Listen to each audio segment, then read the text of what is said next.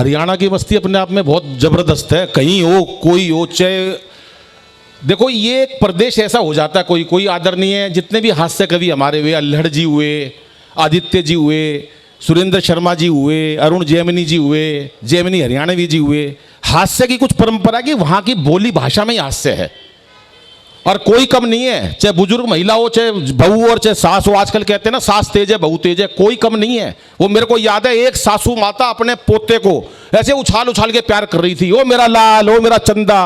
वो चंदा हाथ से छूट के नीचे गिर गया। बुढ़ापे का शरीर था, क्यों उछाला थी भाई, रे मेरा लाल, मेरा वो चंदा हाथ से छूट के नीचे गिर गया सासू के हाथ से। अब बहू आई, अब कलयुग की बहू कलयुग की सास से कह रही है, सासू माता तेरी वजह से मेरे बेटे का चोट पहुंची है, आज के बाद मेरा बेटा का हाथ मत लगा दिए।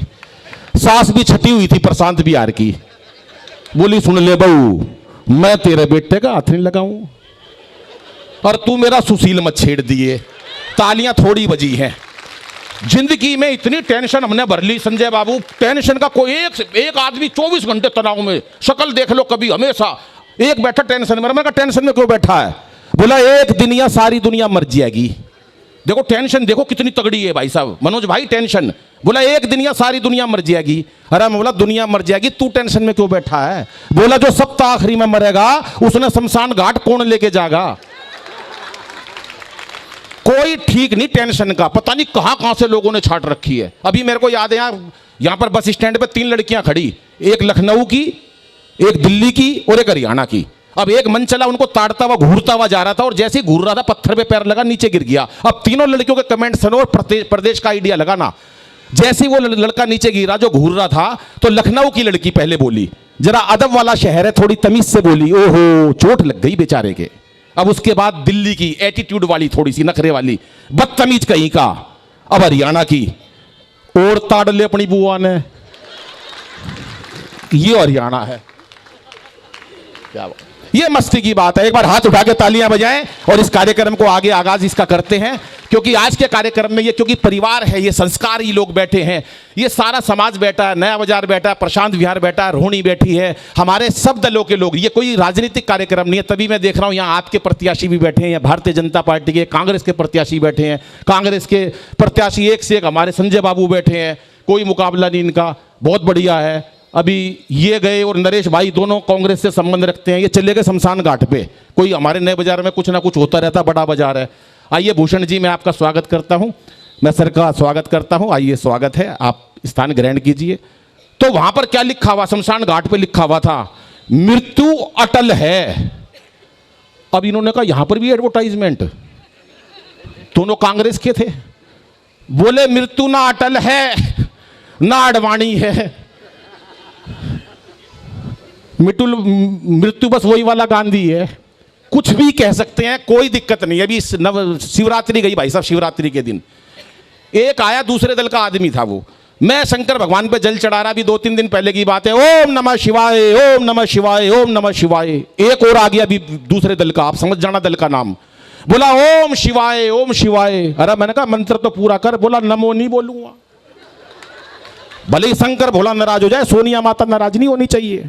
तालियां थोड़ी है क्योंकि चेहरे पर हंसी और दिल में खुशी होती है। दोस्तों चेहरे पर हंसी और दिल में खुशी होती है। अरे सही मायनों में यही जिंदगी होती है। और हंसना किसी इबादत से कम नहीं, किसी और को हंसा दो तो बंदगी होती है, किसी और को हंसा दो। दोस्तों हंसना भूल गए, टेंशन में रहने लगे। हंसी की बातें फिर करेंगे। अभी उन कवित्री को सुनते हैं जिनने देश की बातें के साथ अगर कहीं लिखा है तो सबसे ज्यादा परिवार को लिखा है, संवेदनाओं की बात को लिखा है, जिसने परिवार के रिश्ते जिए हैं, जो आपकी निगम पार्षदा, डिप्टी चेयरमैन रह चुकी हैं। बहुत बड़ी अंतर्राष्ट्रीय कवित्री के रूप में मैं उनको जानता था, लेकिन बाद में वो आपके क्षेत्र का कार्य भी संभाल रही हैं। लेकिन उन्होंने जो अद्भुत रचनाएं लिखी हैं, वास्तव में एक शालीन, सभ्य और एक वो कवित्री जिसने हिंदी साहित्य को बुलंदियों पर पहुंचाया। रितु गोयल जी हमारे बीच में हैं। मैं चाहता हूं वो रिश्तों की कविताएं पढ़ते हैं, लेकिन दोस्तों हास्य पे तालियां बजती हैं, संवेदना पर उससे डबल तालियां बजनी चाहिए। एक बार जोरदार हाथ उठा के तालियां बजाए रितु गोयल जी के लिए। बहुत बहुत शुक्रिया आप सभी का। श्याम जाजू जी को प्रणाम, संजय जी को प्रणाम, देशवासी। एक बात आपको शुरुआत में बता देता हूं, इस पूरे कार्यक्रम में सबसे ज्ञान की बात यही है जो मैं आपको बताने जा रहा हूं, पीछे तक सुनिएगा। ईश्वर ने सबसे बढ़िया चीज बनाई मनुष्य। मनुष्यों में सबसे बढ़िया चीज बनाई कवि, कवियों में सबसे बढ़िया चीज बनाई अच्छे अच्छे कवि, और अच्छे कवियों में सबसे बढ़िया चीज बनाई हैंडसम कवि। एक हैंडसम कवि आप सभी को प्रणाम करता है। कमाल है बेटा। हालांकि पीछे बहुत सारे हैंडपंप भी रखे हुए हैं, इधर तो पूरा बोरवेल खुदा हुआ है। मंच का सबसे कम उम्र का कवि हूं सर। मेरा कविताओं में सिर्फ इतना योगदान है जितना हमारे कल्चर में सनी लियोन का। और बहुत अच्छे अभी पद्मिनी जी को आपने देखा, उनके तुरंत बाद मुझे बुला लिया। आपको बिल्कुल ऐसा लग रहा होगा जैसे सानिया मिर्जा के बाद मलिंगा आ गया हो। दीपक बहुत अच्छे। हाँ बेटा, बहुत अच्छी सी कविता उन्होंने सुनाई, तेरे लिए माँ बाप का घर छोड़ के आई, और वो नहीं बताया जिसका जाति छुड़वा दिया।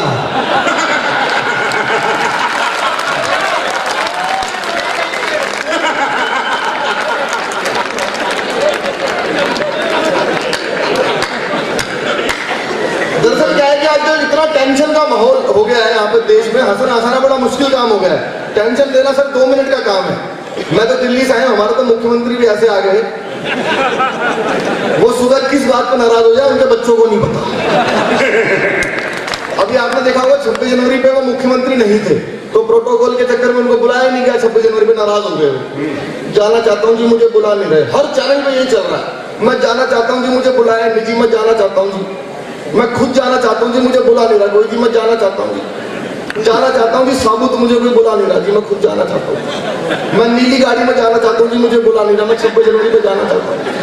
मैंने लेटर लिखा मोदी जी को, मैंने कहा अच्छा है इनको नहीं बुलाया, अगर बुला लेते पता क्या करेंगे, अब परेड भी करूंगा।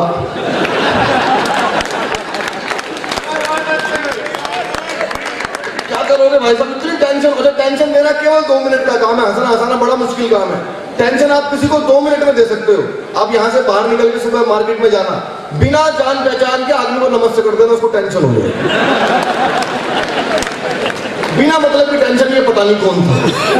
पति पत्नी साथ में जा रहे हो, सुंदर से लड़की आए, पति को नमस्ते करते, पूरे घर में टेंशन। वो 20 साल बाद भी पूछ सकती है बताओ कौन थी। इतनी सारी टेंशन चल रही है। पाकिस्तान के बारे में बहुत सारी बमबारी हुई, सबने पाकिस्तान को निपटा दिया, मैं भी निपटाऊंगा, लेकिन मैं अलग तरीके से निपटाऊंगा। मैं बता रहा हूँ दिनेश जी, पाकिस्तान को निपटाने के लिए किसी की जरूरत नहीं है। एक अकेला आदमी हिंदुस्तान में ऐसा है जो पाकिस्तान को अकेला निपटा सकता है, केवल एक आदमी, और उस आदमी का नाम है राहुल गांधी। जब वो 125 साल पुरानी कांग्रेस को निपटा सकता है,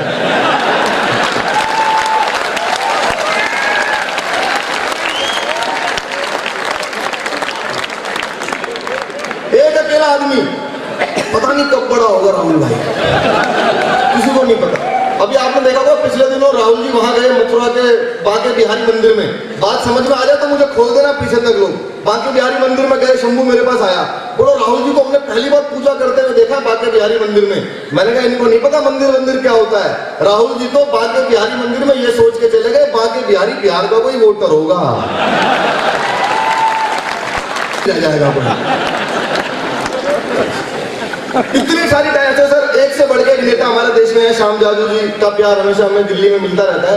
एक से बढ़ के मैं कुछ नेताओं को आपके मंच पे उतारा हूँ, आपको मजा आता चला जाए तो मुझे बता देना। आजकल बिहार में इलेक्शन चल रहा है, सारे नेता मोदी जी से दुखी चल रहे हैं वहां पे, खासकर लालू जी। एक घंटे का भाषण देता लालू जी, लेकिन सामने एक लड़का उठा, एक लाइन में लालू जी को निपटा दिया। लालू जी ने 1 घंटे भाषण दिया मोदी जी के खिलाफ, एक लड़का 1 लाइन में निपटा दिया लालू जी को। लालू जी जैसी माइक पे आए,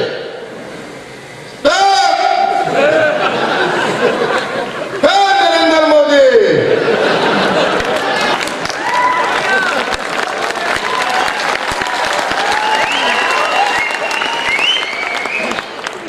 सारे बिहार के तो यहां बैठे, वोट कौन डालेगा?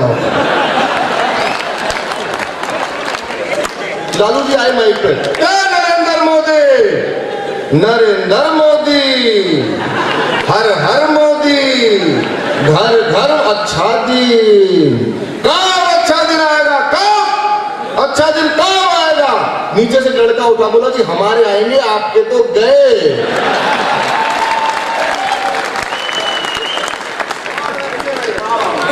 हर नेता का स्टाइल अलग होता है बात करने करने का। एक नेता है सर आपके भाजपा में शाहनवाज हुसैन जी, बहुत बढ़िया भाषण देते हैं। दिक्कत क्या है कि वो र को ड बोलते हैं ज्यादातर। और इसमें हंसने की बात यह है कि बात वो हमेशा ऐसी करते हैं जिसमें र परमानेंट आता हो। उनसे पूछो कि देश में क्या चल रहा है, अरे भाई जो कांग्रेस का पिछला सरकार था और जो उसके मंत्री थे उन पर भ्रष्टाचार के आरोप लग रहे हैं। स्टाइल है उनका। सरदार जी एक नेता है नवजोत सिंह सिद्धू, और एक बार वो बोलना शुरू कर दे तो भगवान ही रुकवा सकता है, आदमी में ताकत नहीं है। मैं लाफ्टर 3 में दिल्ली का सबसे यंग कंटेस्टेंट था। हम लोग माइक ले जाकर रखते तो सिद्धू जी पहले शुरू हो जाते थे। एक नया लड़का आया, जैसी माइक रखा, गुरु मैं कहता हूं तुझमें वो बात है, तू ही है जो सागर को नदी बना देगा। दर्शकों माय डियर फ्रेंड, तुझमें वो करा है नदियां नाले पर झरने। बंदा डर गया, बोला जी माफ करो मैं तो माइक टेस्ट करने आया।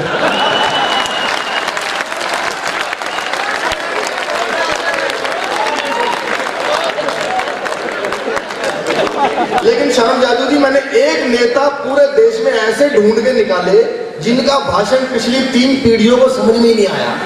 3 जनरेशन बीत गई, समझ नहीं आया ये नेता बोल क्या रहे हैं। नाम नहीं बताऊंगा वरना आप समझ जाओगे मुलायम सिंह के बारे में बोल रहा है। मुलायम सिंह जी का भाषण भाई साहब किसी को समझ में नहीं आया। किसी को तो क्या, उनके बेटे तक को समझ में नहीं आया। अखिलेश यादव जी से किसी ने पूछा आपके पिताजी ने क्या कहा, उन्होंने जो भी कहा ठीक कहा।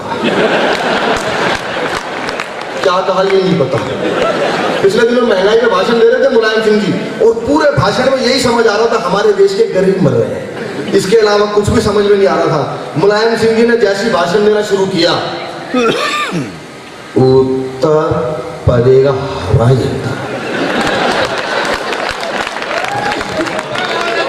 भाई एक बार तालियां थोड़ी ऐसी उठा दिए बच्चे का हौसला चाहिए। चलेगा काम में नहीं है। मुलायम सिंह जी खुद सुनते हैं 3 बार, तो इसके लिए उन्होंने जैसी भाषण, बस यही समझ आ रहा हमारे देश के गरीब मर रहे हैं, जैसे शुरू किया उत्तर प्रदेश में हवा जाती हमारे देगी बात चेरी गुड़ हमारे लिख के पहले गरीब मर रहे हमारे।